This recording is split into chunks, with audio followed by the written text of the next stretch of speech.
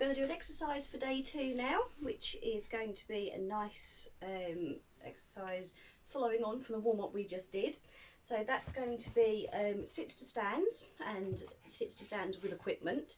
So initially you can practice on the floor with your dogs, just getting a nice sit and then getting a nice stand. Now ideally for fitness and conditioning work, we need our dogs to tuck their bums under like that to get a sit, and to kick their feet out like that to get the stand.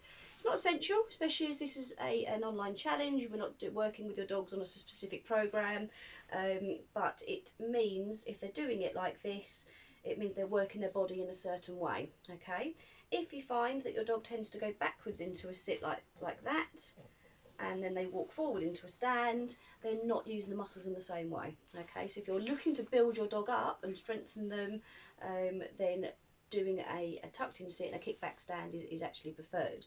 And to get that, there are certain ways of doing it.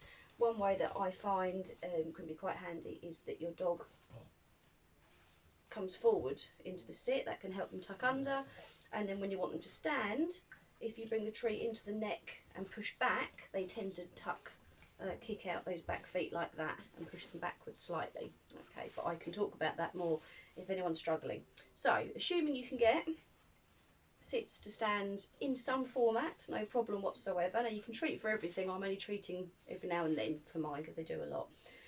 We're then going to use a piece of equipment. So just get rid of Ripley for a second. I've got a small book here, which you should be able to see. And I've got Merlin to put his front paws on. I'm not sure why he's turning like that. Off. Thank you.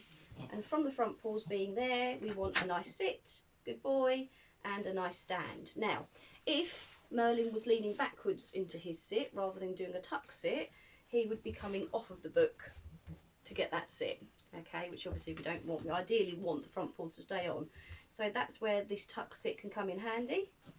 Good boy. This book is a little bit slippery, so it's not ideal, but it was a quick find something.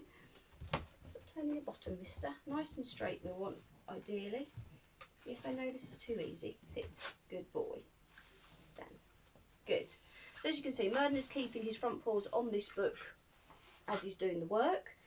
And that's what we wanted him to do. Now this is for dogs that are just starting, so you might be stopping with just the sits to stands if your dog hasn't done those before or hasn't done them in succession. But if you can move on to this stage, then do so. It's like a really thin book. It's nothing really very tall. It can be smaller if needed. Okay, it can be a box, but something that helps your dog. If it's too high, they're going to not get the confidence there.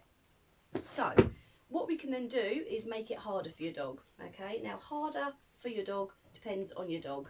So we can use something that's a little bit taller. Now this is a piece of actual dog fitness equipment. You don't need to have it